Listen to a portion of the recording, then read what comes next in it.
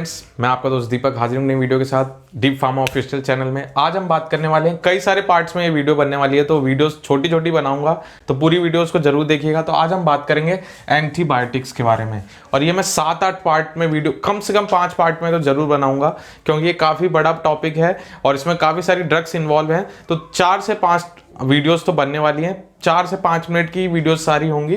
तो इस वीडियो में हम देखते हैं एंटीबायोटिक्स के बारे में। तो एंटीबायोटिक्स क्या होती हैं? ये एक तरीके की ड्रग्स हैं और ये मेजरली यूज की जाती है, और बहुत ज़्यादा, मतलब मेजरली क्या बोलूँ, कम से कम 70 to 80% जो है इन्फेक्शंस के केस में जो है इन ड्रग्स का यूज किया जाता है।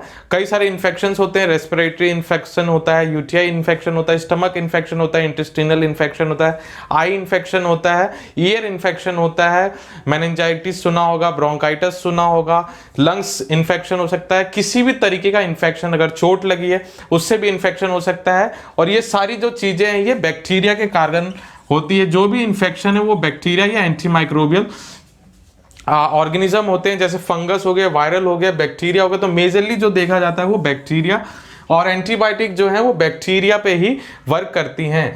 तो इन्फेक्शंस के केसेस में एंटीबायोटिक्स का हम यूज करते हैं। और ये इसकी बात की जाए तो ये एट सडन जो है एंटीबायोटिक की डिस्कवरी हुई थी, और सबसे पहले जो है ये पेनिसिलिन से इसकी जो शुरुआत हुई थी। उसके बाद ये सिंथेटिक, सेमी सिंथेटिक बनाते बनाते हम कई सारी classes, first generation, second generation, third generation, ये जनरेशन बनती बनती कई सारी ड्रग्स जो हैं ये एंटीबायोटिक्स में आ गई। हायर एंटीबायोटिक्स जो होती हैं, narrow spectrum antibiotic, broad spectrum antibiotics, gram negative antibiotic जो वर्क करती हैं, gram negative bacteria, gram positive bacteria, मतलब पूरा देखा जाए तो बहुत सारी ड्रग्स जो है एंटीबायोटिक्स की इन्वॉल्व हैं।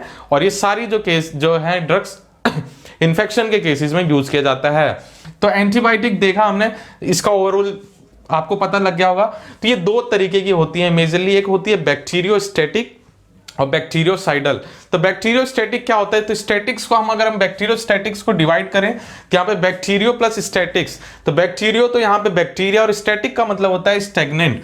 तो ग्रोथ जो है बैक्टीरिया की हम मतलब रोक देते हैं, उसको इनिबिट कर देते हैं, तो उन एंटीबायोटिक्स को बोलते हैं बैक्टीरियोस्टैटिक। और बैक्टीरियोसाइडल क्या होता है? तो साइडल को हम बोलते हैं सुसाइड या किलिंग।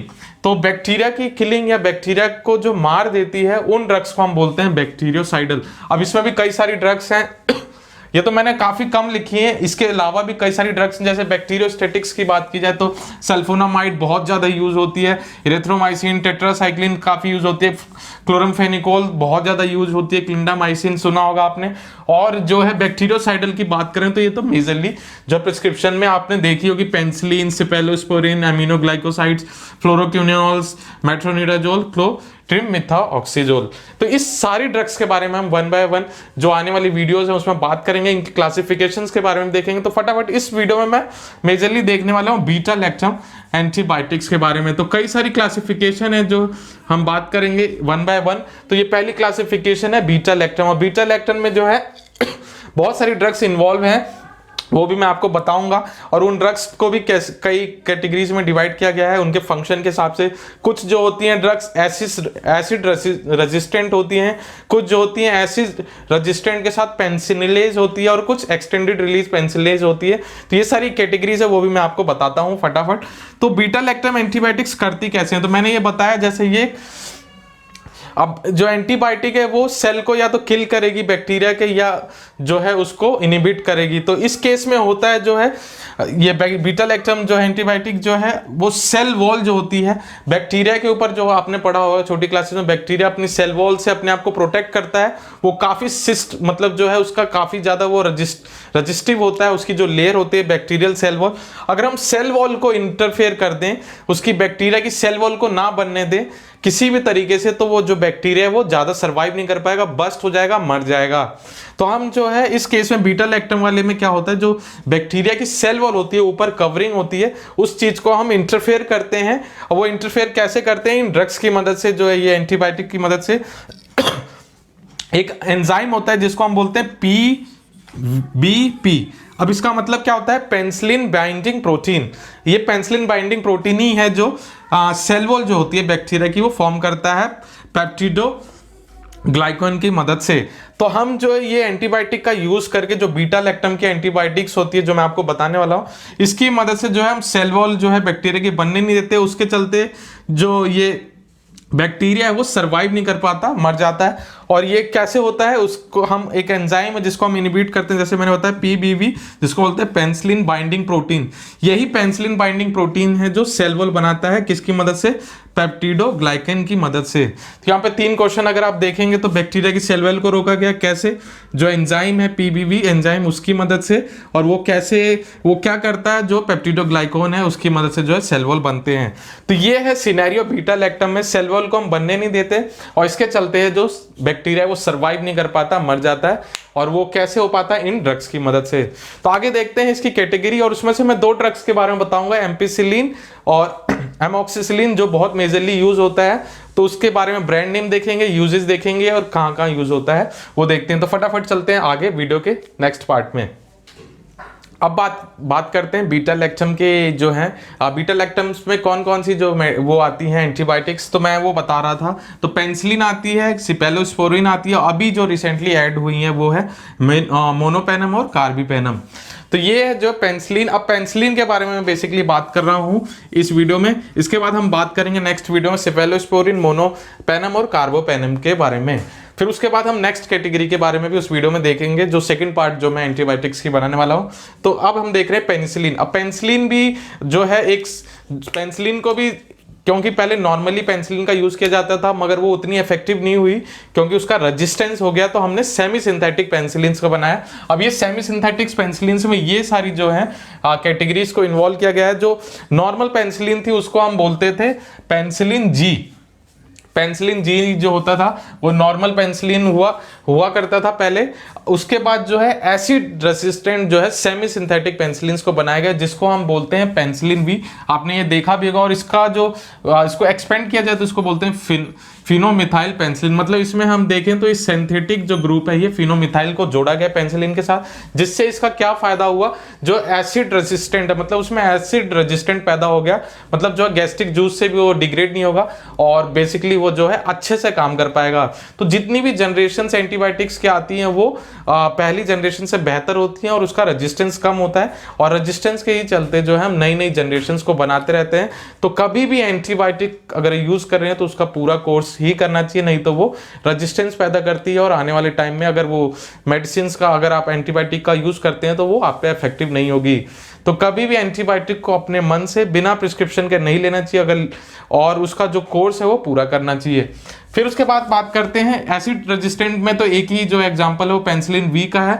उसके बाद जो दूसरी जनरेशन, जो दूसरा उसमें सेमी सिंथेटिक पेनिसिलिन जो है वो पेनिसिलिन रेजिस्टेंट पेनिसिलिन। इसमें क्या, पेनिसिलिन के साथ रेजिस्टेंस प्लस इसमें एसिडिक जो एसिड रेजिस्टेंट है वो भी है। अब इसमें एग्जांपल की बात की जाए जो इतना प्रोमिनेंट यूज नहीं होता है, जैसे है मिथिसिलिन, डाइसाइक्लोएक्सिलिन और क्लोएक्सिलिन।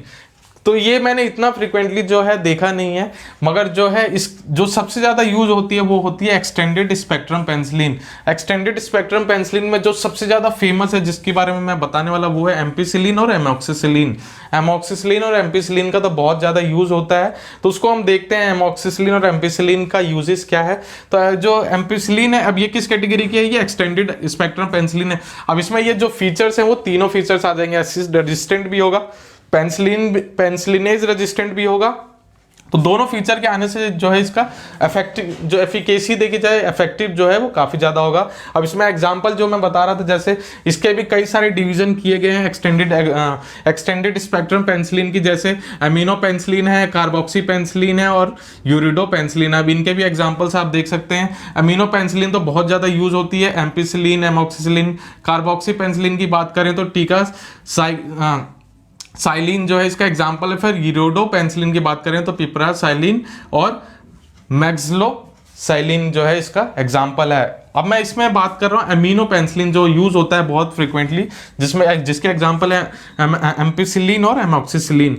और तो एम्पिसिलिन जो है वो मैंने जैसे बताई है डिग्रेड नहीं होता गैस्ट्रिक एसिड से, क्योंकि ये इसका है एक्सटेंडेड स्पेक्ट्रम पेनिसिलिन का एग्जांपल है, और जो कि दोनों ही फीचर ये इन्वॉल्व है इसमें। तो ये जो है डिग्रेड नहीं होता गैस्ट्रिक जूस से, तो इसकी एफिकेसी काफ़ी बढ़ जाती है। और यूजेस देखे जाएं तो इसको UTI, urinary tract infection, respiratory tract infection जिसको आरटीआई बोलते हैं, गनोरिया और मेनिंजाइटिस की केसेस में यूज किया जाता है मेजरली। और इसके ब्रांड नेम की बात करें तो एम्पिलीन नाम से आता है, रोसिसलिन, फिर बायोसिलिन, और ये 250 और 500 mg में जो आप मार्केट में मिलते हैं। उसके बाद बात करें इसी की कैटेगरी की है, वो है एमोक्सिसिलिन, जो बहुत मेजरली यूज होती है। इसके यूजेस हैं जैसे ब्रोंकाइटिस इन्फेक्शन हो गया, यूटीआई और गनोरिया में ये भी यूज होती है। और इसके ब्रांड नेम की बात करें तो एमोक्सिलिन, नोवामॉक्स, सिनमॉक्स 250-500 mg में आती हैं। तो ये है बहुत ज़्यादा फेमस जो है एंटीबायोटिक यूज होती हैं एक्सटेंडेड स्पेक्ट्रम पेनिसिलिन की कैटेगरी की। और ये है बीटा लैक्टम का पेनिसिलिन वाला पार्ट, और इसमें अभी 3 पार्ट और बचे हुए हैं, सिपेलोस्पोरिन, मोनोपेनम और कार्बिपेनम। तो ये है एंटीबायोटिक्स के बारे में। कैसी लगी वीडियो जरूर बताइएगा कमेंट करके। वीडियो को लाइक शेयर सब्सक्राइब करके चैनल को बेल का आइकन जरूर प्रेस कीजिएगा। और हमारी वेबसाइट पे भी आप विजिट कर सकते हैं डीप फार्मा, जहाँ पे बहुत सारी मैंने क्विज को अपलोड किया हुआ है, वहाँ पे आप क्विज को अटेम्प्ट करके अपनी इन्फॉर्मेशन बढ़ा सकते हैं। आज के लिए बस इतना ही। वीडियो को देखने के लिए बहुत बहुत धन्यवाद। Thank you.